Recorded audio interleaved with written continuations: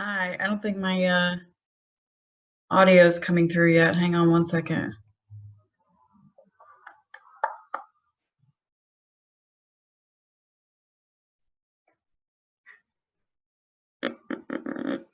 No.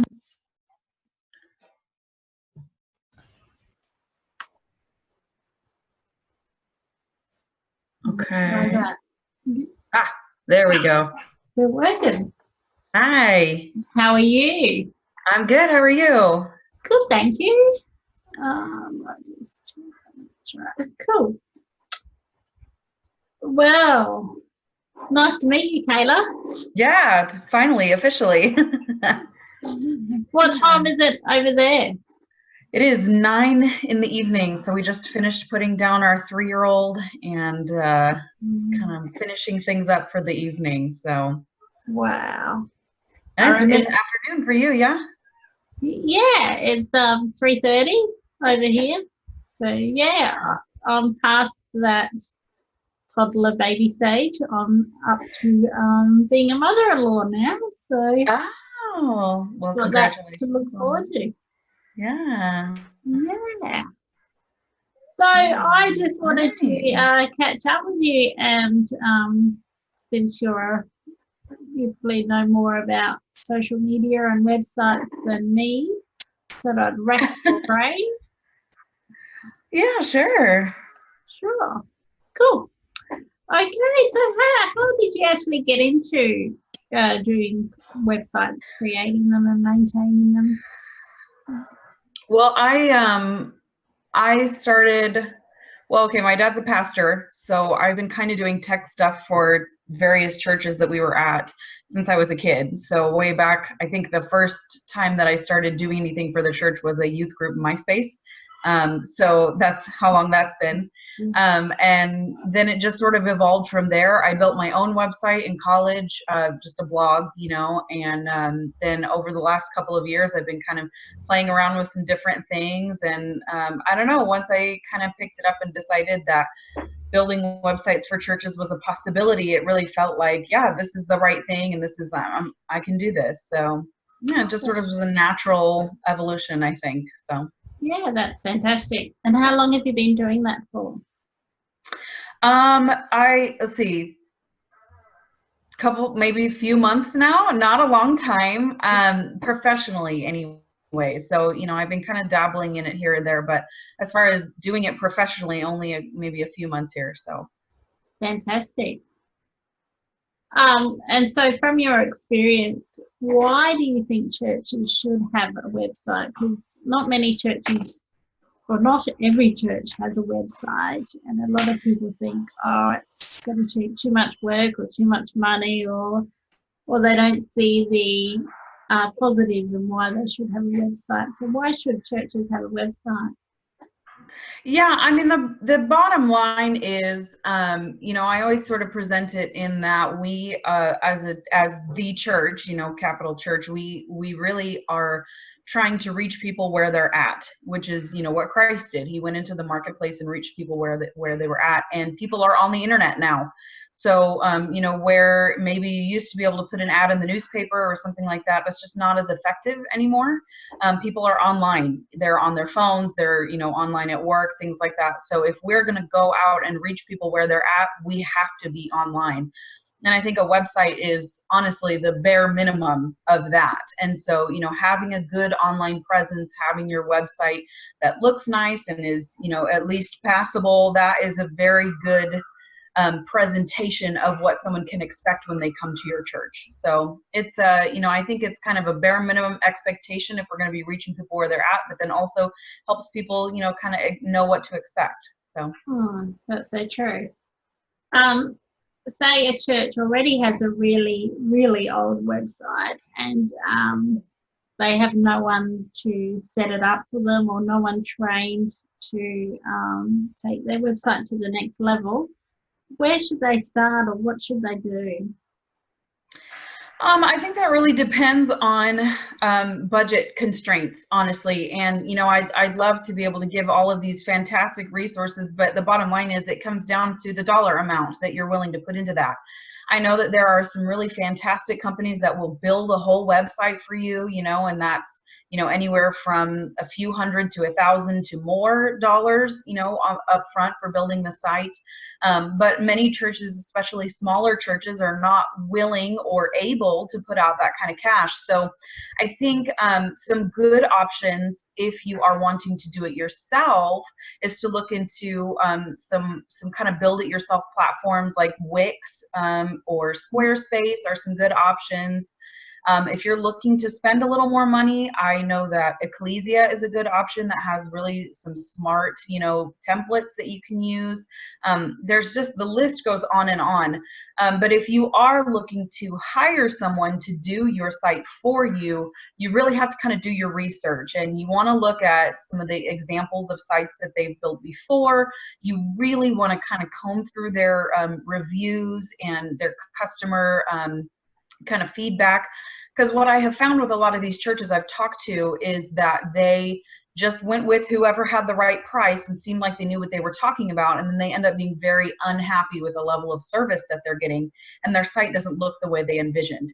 So I think, there's a lot of good options, all the way from do it yourself to local agencies to, all kinds of ministry options. But the bottom line is you really just kind of have to do your homework before to see what's the right option for you. That's so true, because there's so many options out there, and if you don't do your research, you usually end up wasting money, unfortunately. Yeah. Yes. So once the church is going to set up their website, what type of things do they need to show on there? What's the priority things that need to be shown on the website?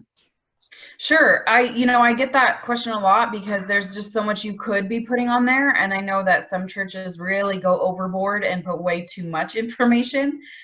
When I am evaluating a website and when I am really looking for kind of the main points, the things I want to see are first I want to see a kind of an obvious, like, I'm new, what do I expect when I show up at your doors, and that's going to be your, maybe if you have a dress code of some kind, or what your parking situation is like. Do you have a kids' church? Is there a check-in?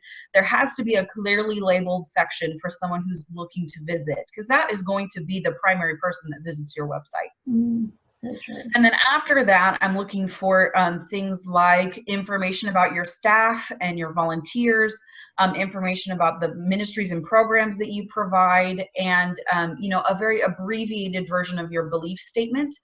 And the way that I kind of explain this to churches when I'm, because a lot of churches will try to put up maybe their whole 16 fundamentals or their whole, doctrine of faith. And we don't need all of that. We just need kind of the highlights. And I know specifically, when I was looking for a church after this last move that my husband and I made, I was looking for some specific non-negotiables, of my faith. And so what I'm looking for are just those very specific points. So it has to be really kind of easy to comb through and see, here's what we believe about, baptism and the Holy Spirit and things like that. So just a very abbreviated version of that. And I think that pretty much covers it. Yeah, no, that's good, because, a lot of visitors are the main viewers of the church website, so that is a great point. Yeah. And so one platform that has become more equally popular than the website that churches have been using is social media. Yeah. How do you feel about churches using social media? I think it's one of those things, like the website is the bare minimum, and the social media is where we should really be using the bulk of our energy as far as our communications and our online kind of, presence. Because, where the website needs to look nice and it needs to be available, you can kind of set that and forget it for a little while, maybe updating events here and there, tweaking a few things.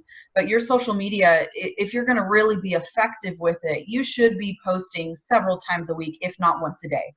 So that's where, if you're going to have somebody that is dedicated to doing your online presence, you really want to be focusing the main portion of your attention at your social media.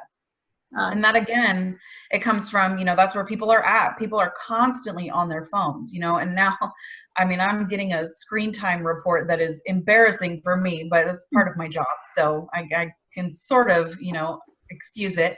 But I know a lot of people are on their phone all the time, and their primary usage comes from things like Facebook and Instagram. So if you want to meet people where they're at and get in their face, you've got to be on social media. So what things should a church put on their social media, like use as a cover photo or use as their profile image? Yeah, I mean, that is going to be a little bit different across different platforms. So, if you have a Facebook and Instagram and a Twitter, then you're going to be posting different things on all three.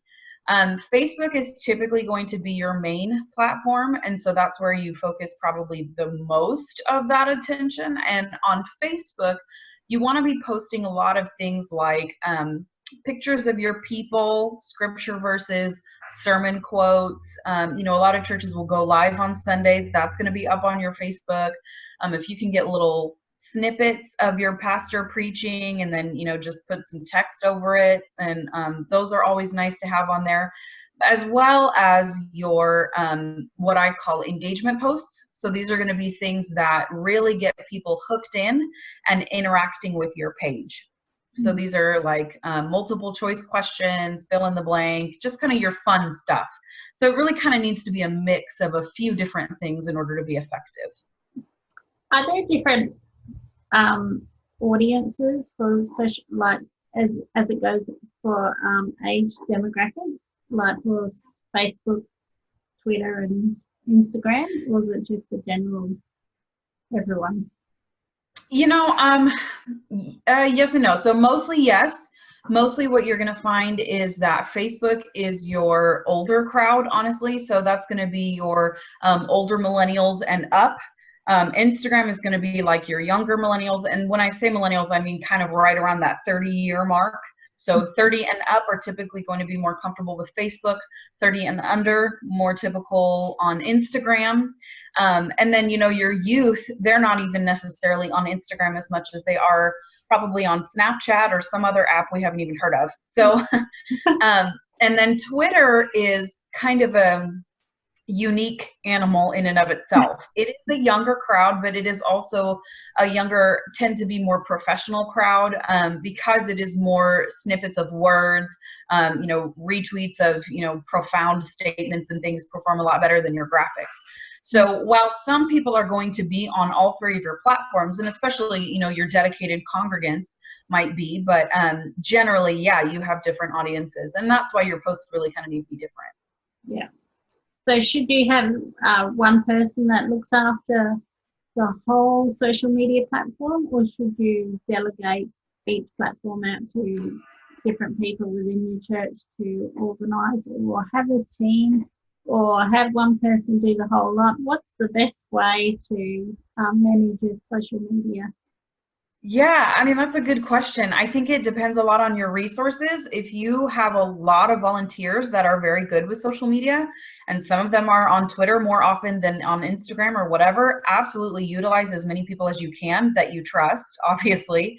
Just make sure they're communicating with each other. And if you do have one person that is going to be on all of those platforms, just know that to do it well, it takes a lot of time and energy. So, if you're asking a volunteer to do all three platforms, it's going to be overwhelming. Just kind of know that. And what I will say here too is being on all three platforms is probably not the greatest idea for every church.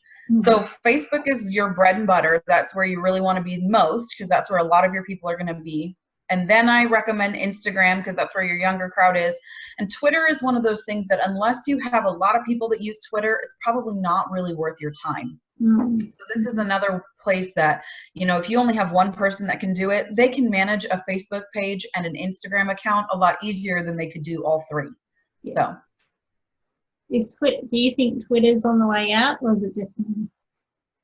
No, I definitely don't think that, because I think, the sphere of people that use Twitter, they're going to keep using Twitter. And, comedians, they use Twitter like, oh my gosh, more than anything else. I think just typically for churches and church members, that's not where their audience is. So, maybe a church in a very techie kind of place in a really big city in an urban area, they might find that Twitter is right for them. But, for the typical church, that's just not where a lot of your audience is. So, yeah, no, that's good. And I'm going to divert back to websites again. yeah. And Facebook uses this too. So streaming services, this isn't in our dialogue, but streaming services, what do you think are the benefits of streaming your church service live? That's kind of a mixed bag, because you have a lot of people who believe very strongly one way or the other whether or not live streaming services is effective or worth the time or effort or energy. And I will say this, I know that a lot of churches really do well with their live streams, and, people who can't attend, obviously you've got, if you've got shut-ins or people who are sick or just are working, whatever, they do love to be able to go back to those live streams. And, if you ever have, inclement weather or just a day where people don't want to get out of the house, it's great to have that. What I will say is, depending on the size of your church, it may not be worth it to put a ton of money into your streaming equipment. So unless you have a rather large church, and I'm going to say probably 700 plus, then your streaming equipment can be simple. And that can be just a simple kind of digital camera. The quality doesn't have to be the greatest, because it's your dedicated fans at that point. And once your church gets large enough that people who aren't a part of your congregation will want to watch what you have going on, that's when you want to start investing a little more heavily into, professional grade cameras and audio equipment and things like that. So. And specialists to run the technical side. Yeah. Right, that's great. Another thing about the website is, should they have I got this question the other day from someone, should they have the name church in their website address? So here's where we get into kind of a discussion of search engine optimization. So when you are wanting people to find your church, typically when somebody's looking for a church in the area, they're going to Google, church in Adelaide or wherever you're at. So, so having church in the name of your, website address is very helpful for that. And it will definitely help you rank higher on a Google search. However, I know that, even the church that I attend, their church is not a part of the name. It's a Christian, Christian center. So it's touchy. You wouldn't want, if you have, a community center as the name of your church or something like that, you don't want to add church into the URL of your website if it's not a part of your name, but it does help if it is. So, because you don't want to be confusing. I don't know if does that make sense? Yeah, that makes sense. Yeah. No, that's great. So I've basically touched all the questions that I've got listed there. Did you want me to touch on anything else, Kayla? As I've kind of been talking, just kind of thinking through some of these things, what I will say is that a lot of pastors, when I do the evaluations that I do, I'm not always talking to the pastor, the senior pastor, and I know that that the senior pastor is kind of the final selling point, for things like investing in equipment or investing in support staff or, somebody that's not on site, whatever. And just what I will say is, really pastors have to a lot of times be sold on the idea that your internet presence is valid as a form of ministry.